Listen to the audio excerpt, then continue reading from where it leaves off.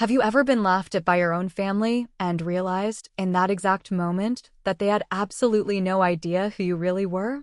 Christmas dinner is supposed to feel warm, safe, familiar. But for me, it felt like a courtroom. Plates clinked. Wine glasses chimed. Everyone was smiling just a little too hard.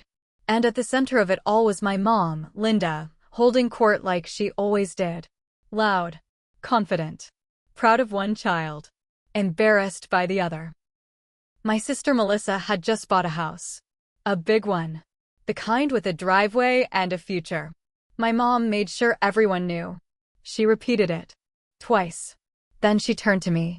So, when are you finally settling down?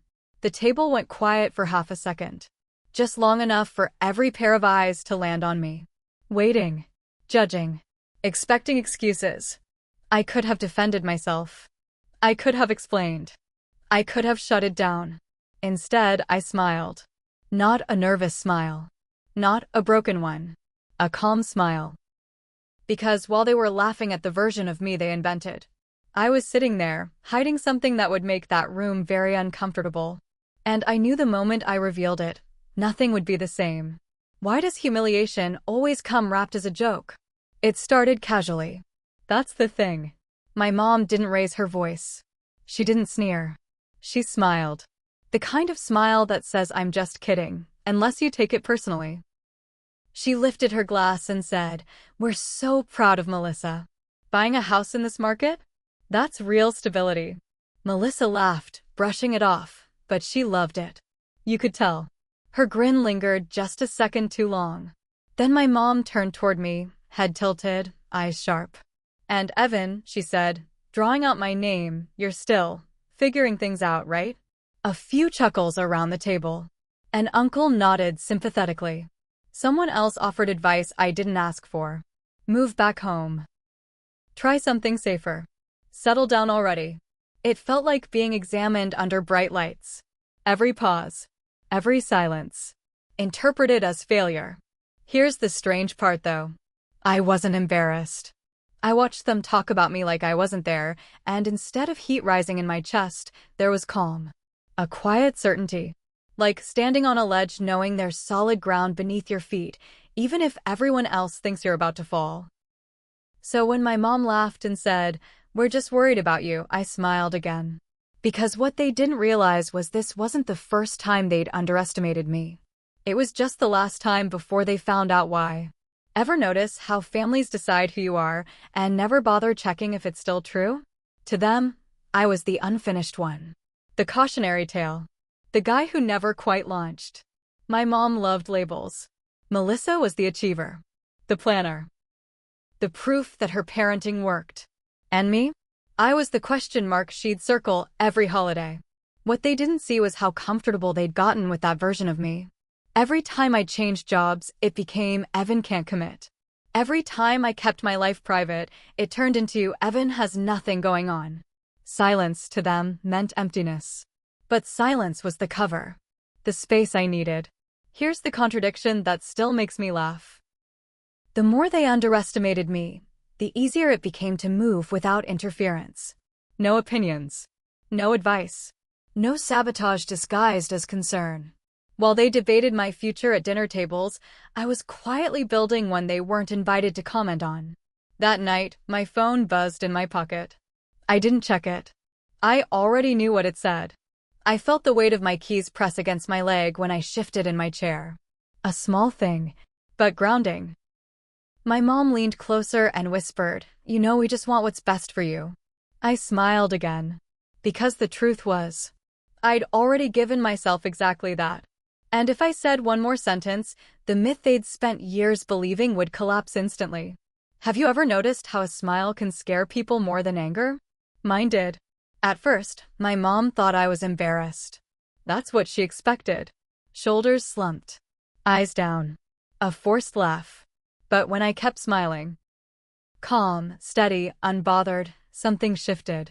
Her confidence wavered. Just for a second. Melissa noticed it too. Her grin started to fade, replaced by that tight expression people get when a joke doesn't land the way they planned. She looked at me like she was trying to solve a puzzle that suddenly stopped making sense.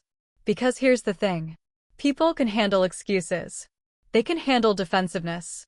They can even handle arguments. What they can't handle is certainty they don't understand. I took a sip of my drink. Let the silence stretch. Every instinct in that room wanted me to fill it. To explain myself. To reassure them that they were right about me. But I didn't. I thought about the night I stopped asking for approval. The moment I realized some people only support you as long as you stay smaller than them. That's when I decided my progress would be quiet. Private. Undeniable. My mom laughed again, sharper this time. You're awfully quiet tonight. That's when I finally spoke. Not to argue. Not to defend myself. I looked up, still smiling, and said, I already did. The table froze. I just didn't invite anyone who doubted me. And in that instant, the room went completely silent.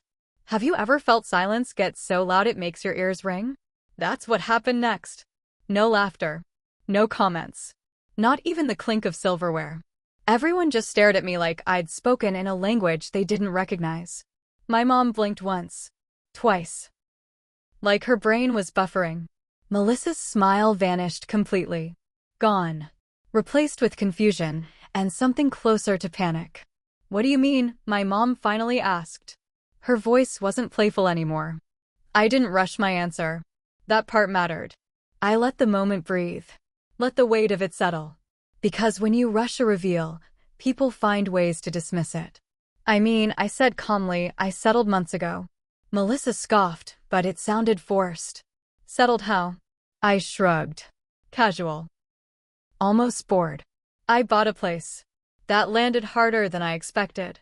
My mom laughed once. Too quickly. You bought, like an apartment? No, I said. A house. The word hung there. Heavy.